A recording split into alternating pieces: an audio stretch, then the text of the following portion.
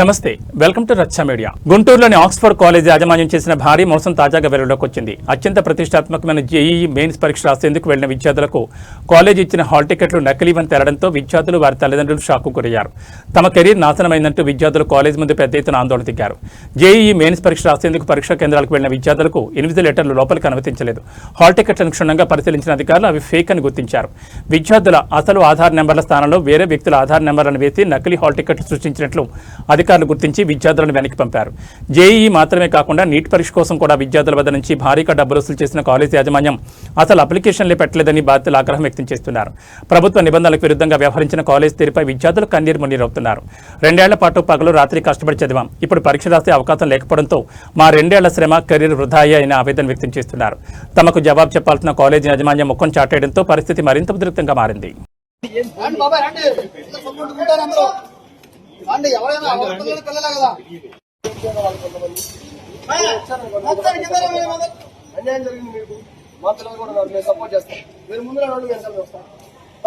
China రాజధాని బీజింగ్లో 89 ఏళ్ల బామ చేసిన సాహసం అందరిలో ఆశ్చర్యం, భయాందోళన రేకెత్తించింది.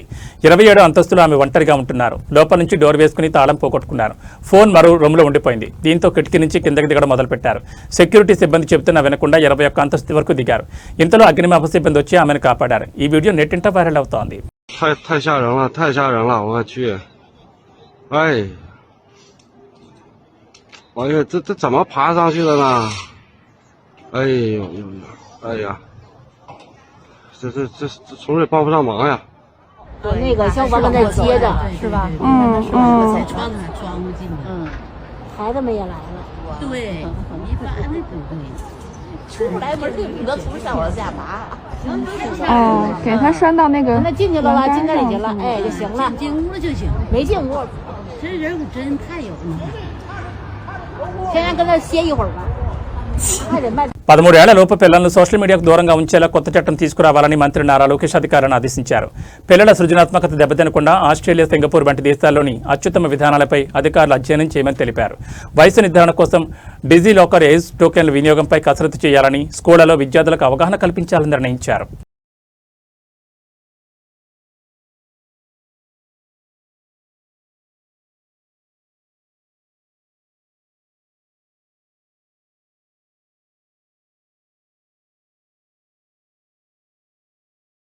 పల్నాడు జిల్లా మాచర్ల నియోజకవర్గంలో ఏఎస్ఐ నిర్వాకం బయటపడింది. ఏకాంతంగా ఉన్న ప్రేమ జంటల వీడియోలు తీసి బెదిరించి డబ్బులు వసూలు చేసినట్లుగా ఉన్నతాధికారులు ప్రాథమికంగా విచారణలో నిర్ధారించారు.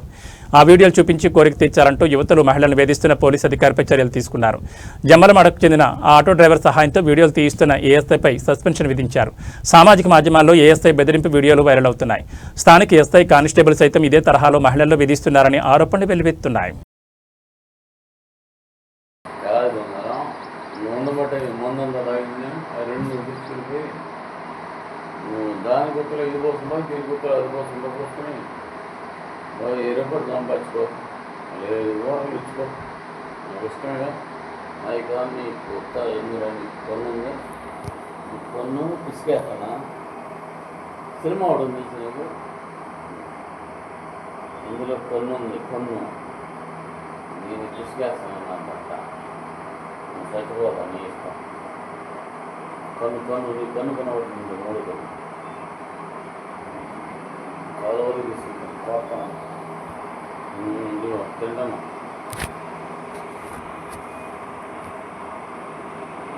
బట్ట అవన్నీ 4 రూపాయలు ముసలాళ్ళే, ఇంకా నాగుతాడు, చీగుతాడులే.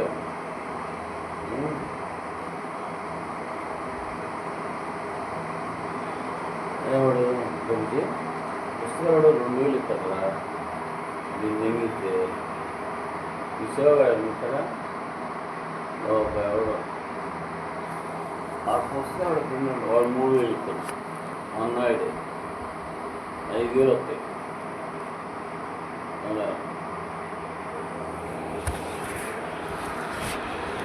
కాకపోతే మేము బయట కూర్చొని కృష్ణారామంగా దెబ్బలాగదు. అబ్బా ఏమీ వంటనా బట్ట మదింగు ఆ తింగు ఆ చెడుకు కానీ మనం దెబ్బలకు వేయాలి. 5000 వస్తాయి. నీకు ఇష్టం కాదు చెప్పి పూనా బట్ట కాలు ఇంకా 2 తీసేస్తాను ఆ బట్ట. మద్యం తాగి విధులకు హాజరైన ప్రభుత్వ ఉద్యోగ వ్యవహారం ఉధృతకు దారితీస్తోంది. పార్వతీపురం జిల్లా వీరకట్ట మండల పరిషత్ కార్యాలయంలో జేబో గవర్నర్ వెంకట్రావు ఈ నిర్వాకానికి తెగబడ్డాడు. ఫూటుగా మద్యం తాగి విధులకు హాజరయ్యాడు. నిత్యం మద్యం మత్తులోనే ఆఫీస్కు వస్తున్నారని సహచర సిబ్బంది ఆరోపిస్తున్నారు. తక్షణమే సదరు ఉద్యోగిపై చర్యలు తీసుకోవాలని కోరుతున్నారు.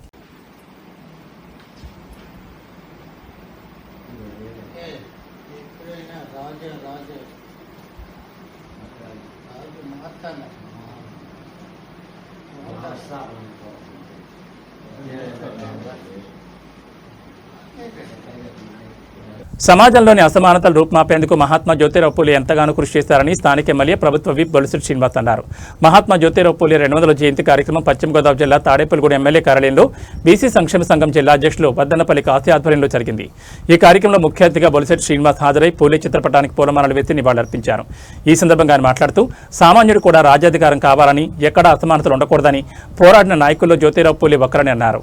ఆయన చనిపోయిన 200వ జయంతి జరుపుకుంటున్నామంటే ఒక వ్యక్తి మంచితనం ఎప్పటికీ అలాగే ఉంటుందన్నారు.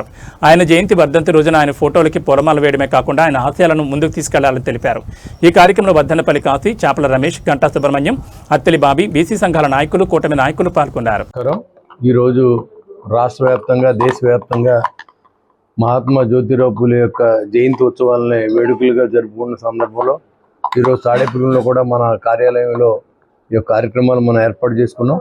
దానికి మన ఎప్పుడు కూడా మన కాశీ మరి ఈ ఒక జగజ్జీవనరావు కానీ, అంబేద్కర్ కానీ, జ్యోతిరావు పూలే కానీ ఎవరైనా ఏ నాయకుడిదైనా జయంతి ఉత్సవాలను ఏర్పాటు చేసి బాధ్యత ఆయన తీసుకుని మరి ఎవరు ఇచ్చేయకపోయినా తను బాధ్యతగా చేసేందుకు కాశీని ఆ మిత్ర బృందాన్ని అభినందనలు తెలియజేసుకుంటూ మరి ఆ రోజు ఉన్నటువంటి ఆర్థిక పరిస్థితి, ఆ రోజు ఉన్నటువంటి సమాజంలో ఉన్నటువంటి అసమానతలని అన్ని రూపుమాపాలనే ఉద్దేశంతో ఆయన ఒక బీసీలే కాదు, వాళ్ళు ఎవరి హక్కులు వాళ్ళు అనుభవించడం అంటే దానికి అంబేద్కర్ కానీ వీళ్ళందరూ కూడా మన కోసం ఆలోచించేసి సామాన్యుడు కూడా రాజ్యాధికారం కావాలి, ఆర్థికంగా అసమానతలు ఉండకూడదు, అదేవిధంగా ఎక్కడ కూడా పాఠశాలలో కానీ ఎక్కడ వివక్షలు ఉండకూడదని పోరాడిన నాయకుల్లో జ్యోతిరావు పూలే గారు కూడా మహానుభావుడు. ఆయన మరి ఈరోజు 200వ జయంతి ఉత్సవాన్ని ఆయన పోయినప్పుడు కూడా మరి ఈరోజు మనం జయంతి ఉత్సవాలు జరుపుకున్నామంటే ఒక వ్యక్తి యొక్క మంచితనాన్ని ఎప్పుడు కూడా పోదు, మనం చెడ్డ కూడా అలాగపోదు, మంచి కూడా అలాగపోదు. కాబట్టి ప్రతి వ్యక్తి కూడా ఆయన ఆశయాల్ని ఫోటో పెట్టి దండైతే దానివల్ల మనకు ఉపయోగం లేదు. ఆశయాల్ని ప్రజల్లో తీసుకెళ్ళాలి, మనం ఆచరించాలి.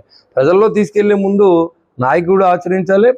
మనం ఇప్పుడు అదే ముఖ్యమంత్రి గారు చెప్తా ఉన్నారు, మరి అందరినీ అసమానతలు లేకుండా చూడాలి, అన్ని కుల మతాలని మనం కలపాలి, గడిచిన ఈ మతాలని, కులాలని, వైరాలని మనం పక్కన పెట్టి ఒక మంచి సమాజాన్ని తయారు చేయడానికి మనంతో కృషి చేయాలని మన ఆయన ఆలోచనని మనం కూడా అందరిలో తీసుకెళ్ళాలి. ఇవాళ న్యాయమైన కోరికలు ఏవైతే బీసీ సోదరులకు ఉన్నాయో అవన్నీ కూడా ప్రభుత్వం ముందడుగులో ఉంది. కానీ ఆర్థికంగా గడిచిన 5 సంవత్సరాల యొక్క ఇబ్బందిని ఇంకా మనం బయట రాలేకపోతా ఉన్నాం.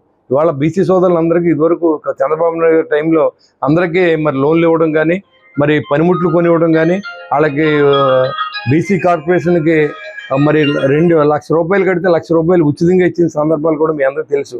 కానీ గత 5 సంవత్సరాల పరిపాలనలో మనం ఆర్థికంగా అప్పులు పాలైన రాష్ట్రాన్ని ఇవాళ పరిపాలన చేయాలంటే ఏ డిపార్ట్మెంట్ డబ్బులు లేని సందర్భంగా ఆయన ఆలోచన చేస్తున్నాడు తప్ప ఇవాళ వివక్షత ఆయన ఏం చూపించడు.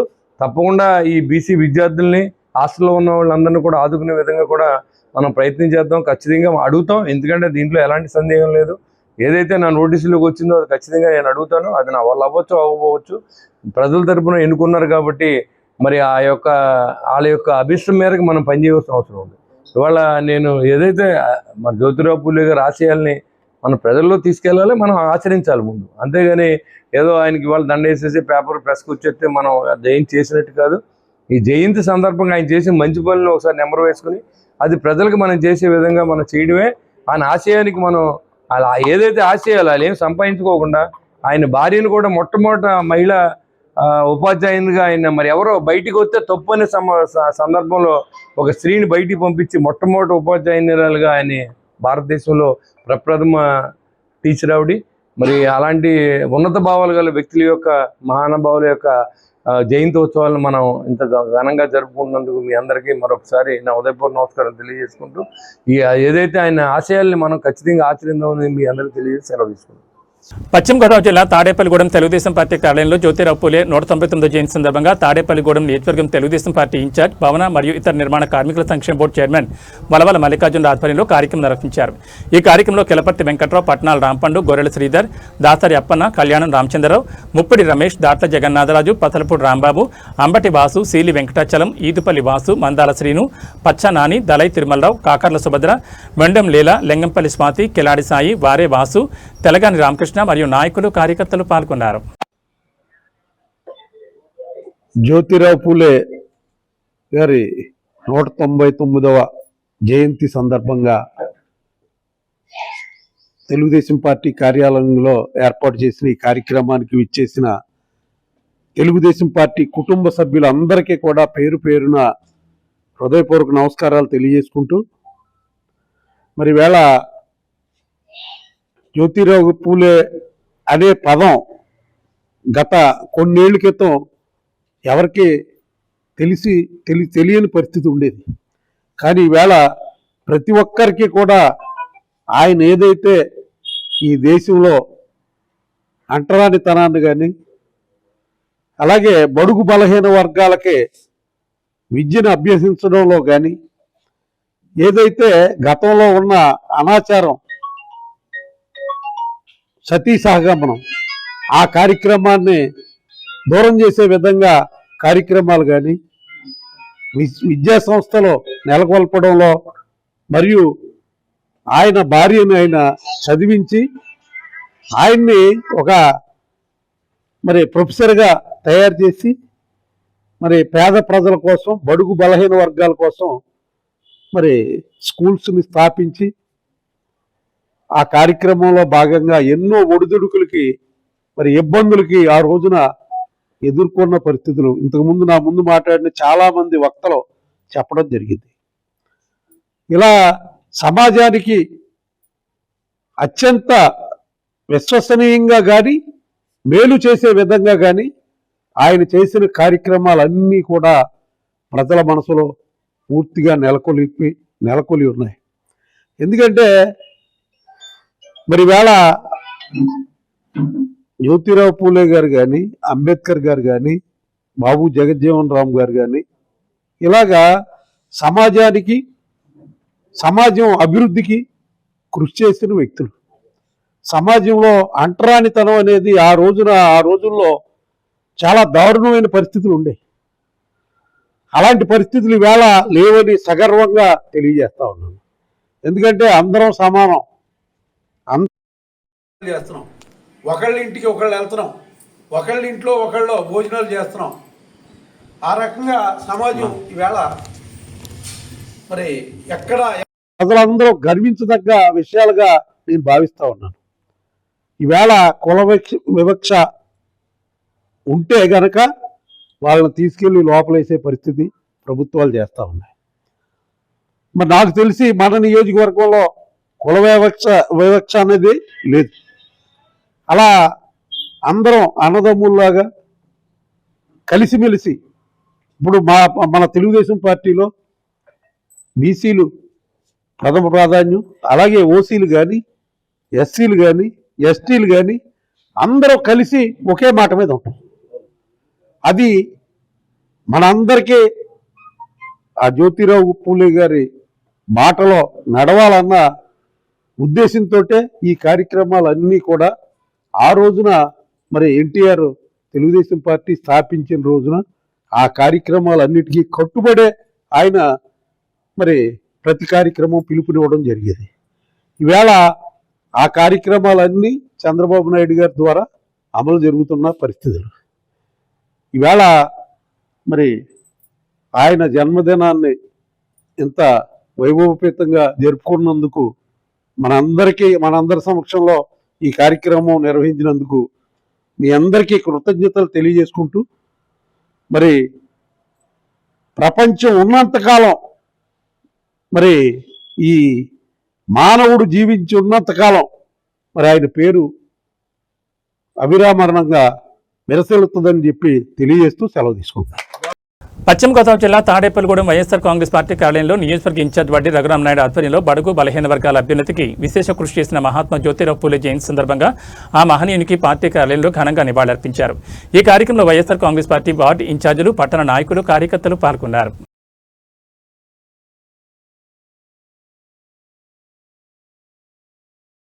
పశ్చిమ గోదావరి జిల్లా తాడేపల్లిగూడెం నియోజకవర్గం పెంటపాడు మండలం అల్లంపురం గ్రామంలో పొత్తూరు వారి వివాహ కార్యక్రమంలో పాల్గొని వధూవరులను తాడేపల్లిగూడెం నియోజకవర్గం తెలుగుదేశం పార్టీ ఇన్ఛార్జ్, భవన మరియు ఇతర నిర్మాణ కార్మికుల సంక్షేమ బోర్డు చైర్మన్ వలవల మల్లికార్జునరావు ఆశీర్వదించారు.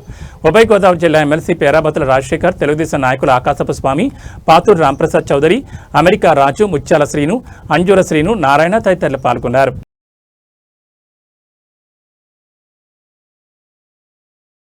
పశ్చిమ గోదావరి జిల్లా తాడేపల్లిగూడెం చైతన్య ఎమర్జెన్సీ హాస్పిటల్ ఆధ్వర్యంలో చలివేంద్రాన్ని ఏర్పాటు చేశారు.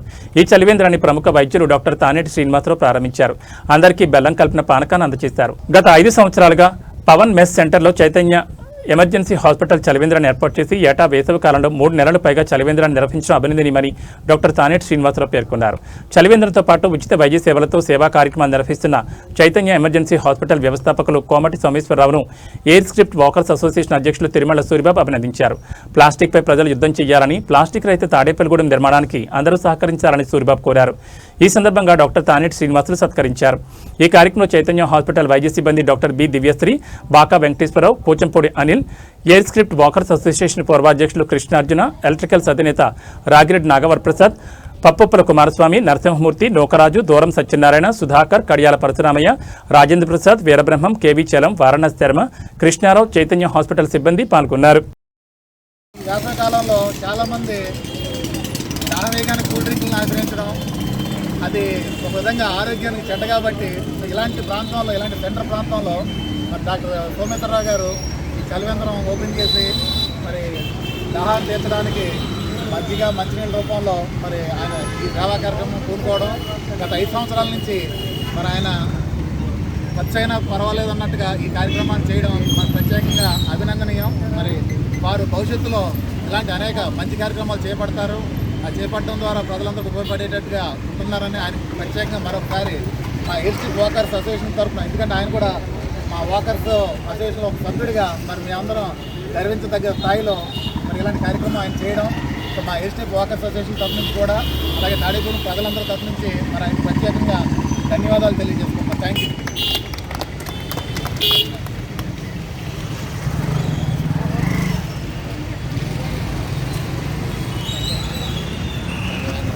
అందరికీ నమస్కారం అండి.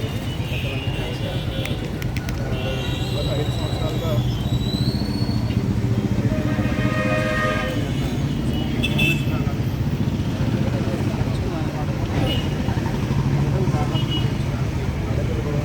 సరౌండింగ్స్ అందరికీ దాహం తీర్చడానికి అందరిలో ఇలాంటి మంచి కార్యక్రమం ప్రతి సంవత్సరం ఖచ్చితంగా ఎండలు తీవ్రంగా ఉండడంతో చేయడం అనేది చాలా అలాగే 24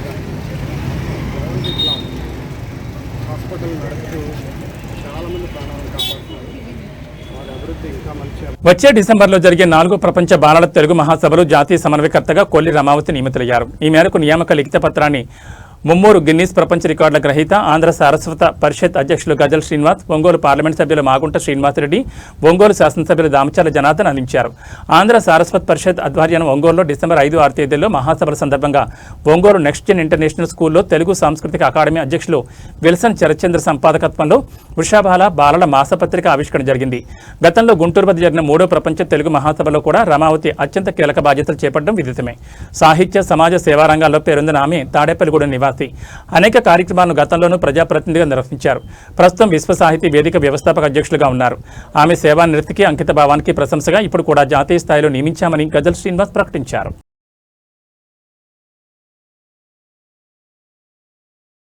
ఏబీ బులెటిన్ విశేషాలు. నమస్కారం.